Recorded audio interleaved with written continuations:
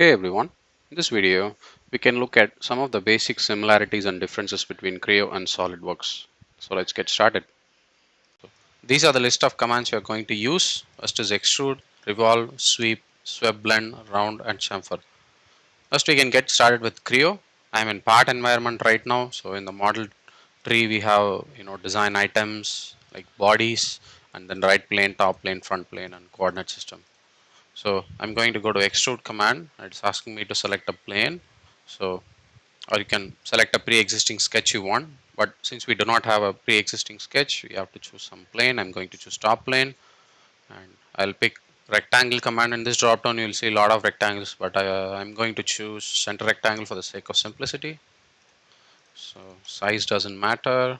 So we can dimension it if you want. If you double click on the dimensions, so I'm going to exit out of this by clicking OK, or else you can also right click and select OK.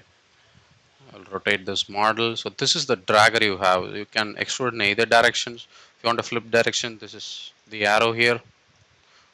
And there are a lot of options in the extrude as well. So you also have an option to make it taper in case if you're designing a cast or a injection molded component, they need to have a draft angle. So you can do that. And then you can create a new body out of this. So there are plenty of options you can play around with, and there is an option to thicken the sketch as well in case if you want this to be a thin body without any solid material in between. You can just thicken the sketch, and if you right click and hold on this dragger, you will get an option to choose the flip direction or symmetric. So if you do this, it will extrude about a mid plane or the plane about which the sketch was created.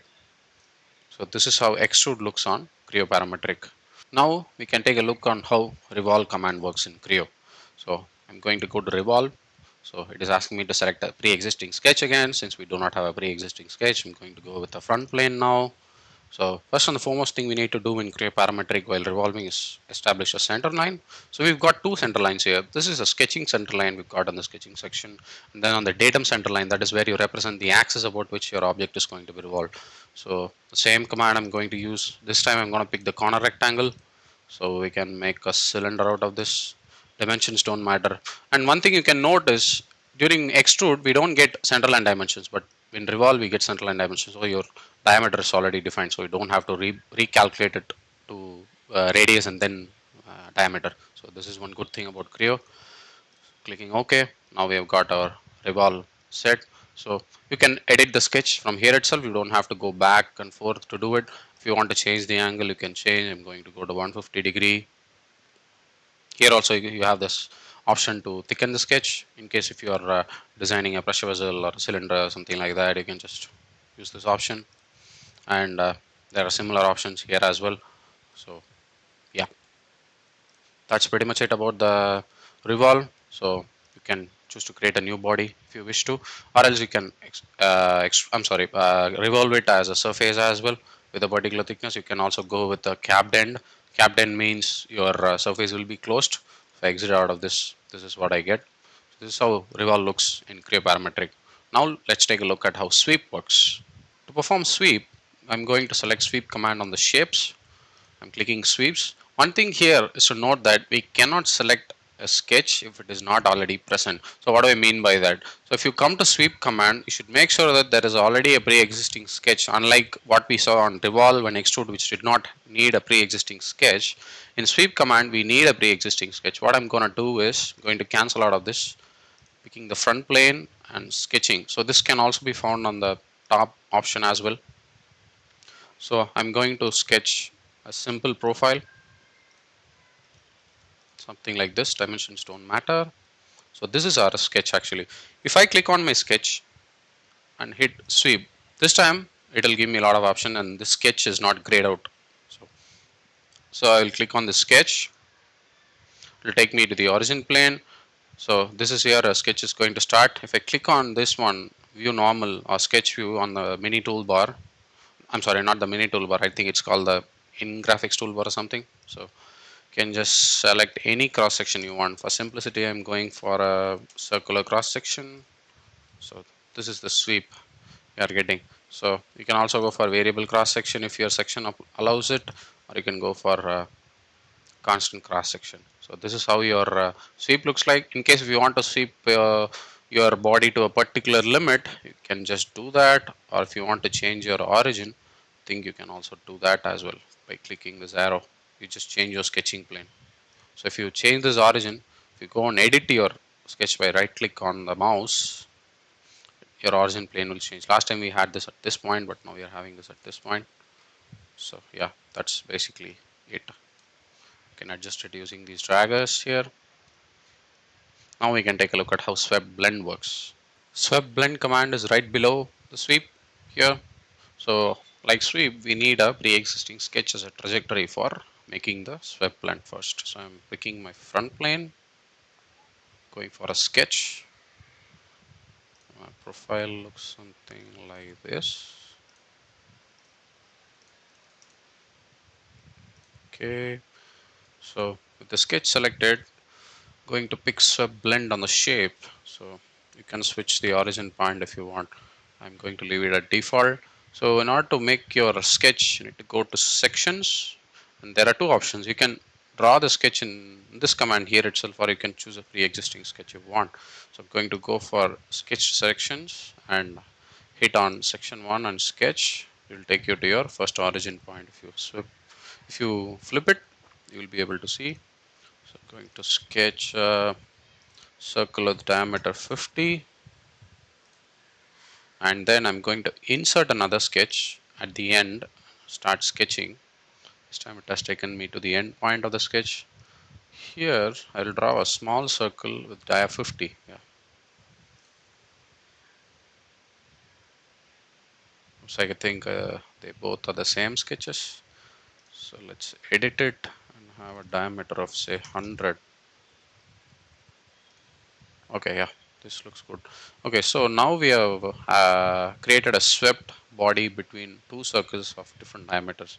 So that's how the swept blend looks like. So it's just blending the cross section from smaller to a larger section, or even different profiles as well. Now we can take a look at chamfer. For creating chamfer, you need a solid body. So I'm going to use this simple extruded sketch as my example. So to chamfer these, to pick an edge, go for chamfer in the mini toolbar, or you can also pick it from the engineering command. So there are several different ways you can use chamfer. I'm using symmetric values in both directions. So vertical as well as horizontal directions have a value of 20 or any value you want, or else what you can do, you can go to this drop down on the top dimension scheme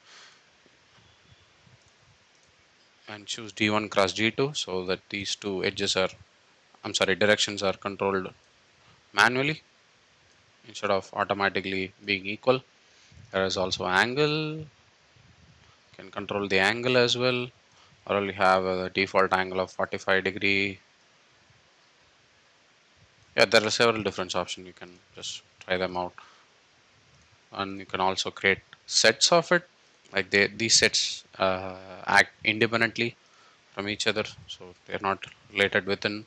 Say for example, if you want size 20 chamfer on this edge and you want size 15 chamfer on this edge, so they can be unrelated and independent. You can create new sets, or if you want to chamfer across the perimeter, you can do is go down and select intent chain, so it will select an intent chain. So you can chamfer everything and go for new set, select another size like 5. So this is how chamfer works in Creo. Now let's take a look at round. I'm going to use the same body to demonstrate round as well. So you can select an edge and pick round from the mini toolbar, or you can also use round from this engineering command here. So like chamfer, we also have several different options. You can go for a circular one, or you can go for a conical one. Yes, so you have an option to change the angle here or the radius in this area. So you can go for continuous, or you can go for D1 cross D2. So your round can be anywhere in the either directions. So it is very similar to chamfer, but slightly different. So there is few options you can explore, like you can go for different values on either side. You can change the row, say like 0.5. You can also choose the transition if there are multiple rounds there. So similar to chamfer, you can also select intent chain and pick the top, so that it gives a nice round there. So this is how intent works. You can handle each and every piece, whether to include or exclude. That's your wish. There is an option to make it as a solid or a surface, depending on your design. I think a surface modeling, the surface option will be useful compared to the solid. So this is how round works, and instead of these edges you can also pick two surfaces and make the center surface round. So I'll demonstrate how it works. You can pick respective surfaces holding control, and Creo will ask you for a driving surface here.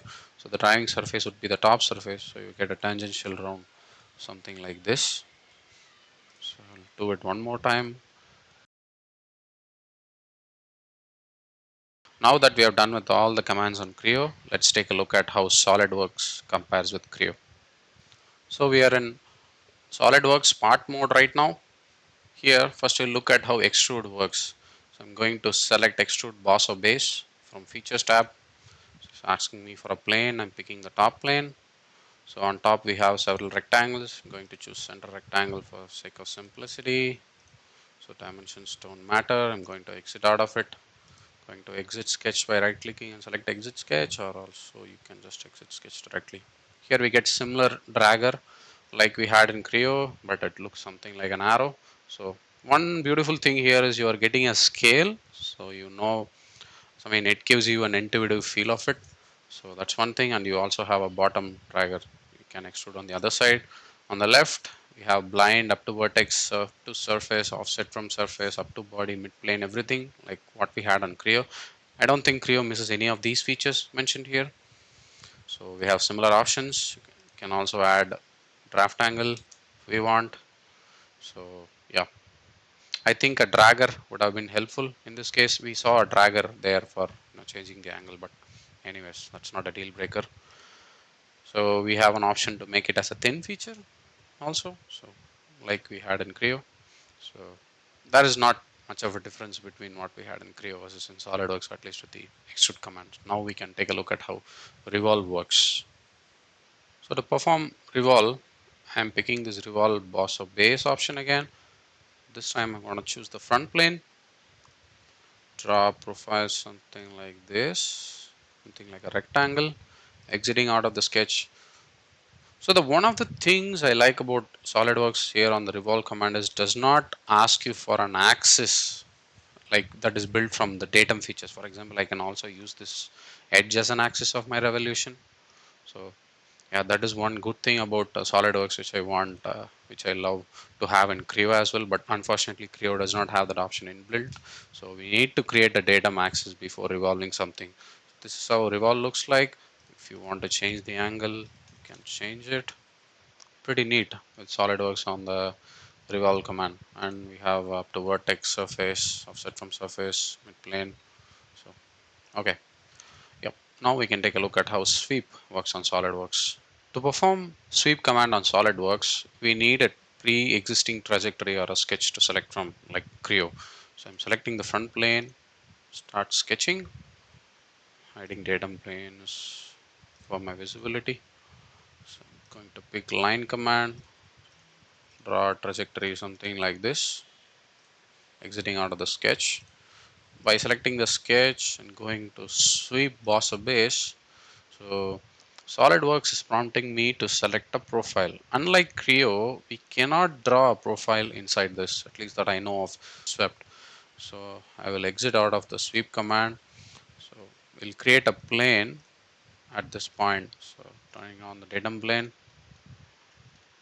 Let's see if we have a plane already existing there. Okay, yeah, we have a top plane. But in case if you were starting point is somewhere in the middle, where there is no plane to sketch about, you can just select this point and the plane which is somewhat parallel, go to reference geometry and create a plane, so that it will create a plane for us. But now in this case I don't need one because there is a top plane already.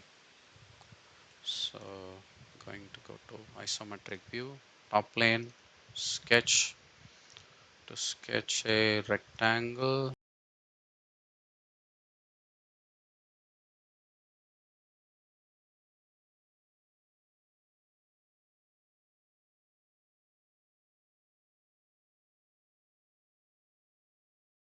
So we've drawn our sketch here. Now I'm going to select the first sketch, go to swept boss. Now for the cross section, select this rectangle. There are some options to choose guide curves and follow path or keep normal. Either one works. So sometimes keep normal constant won't work. So ultimately you should go for follow path. And one more good thing about SolidWorks here is that it has a pre-built option to select a circular profile in case if you are designing a tube or a handle that is having a circular profile.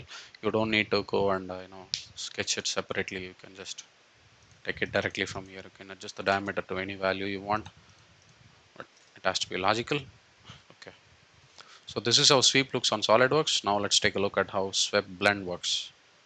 So swept blend in Creo is actually called Lofted Boss or base in SolidWorks. To create a Lofted Boss, first we need at least two cross sections. I'll pick this right plane and draw a circle. Now we have drawn our circle. Going to click on the right plane again. Going to go to reference geometry and plane and create a plane at a particular offset distance. Say for example 50 millimeters. On this plane, I will draw another sketch that looks something like this. I'll exit out of it. That's pretty much what we need to perform our swept blend or lofted boss. Click on this. It is asking us for sections.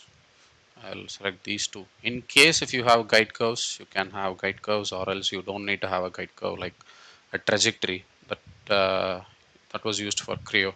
So here we don't need a trajectory, just need two sections and guide curves.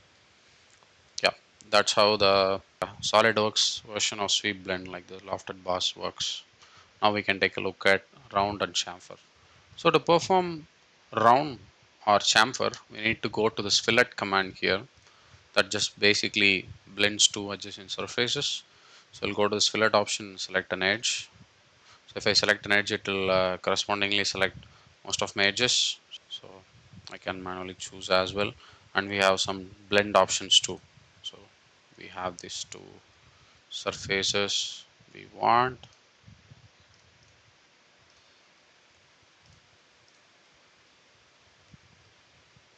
So this is how we can do our fillet.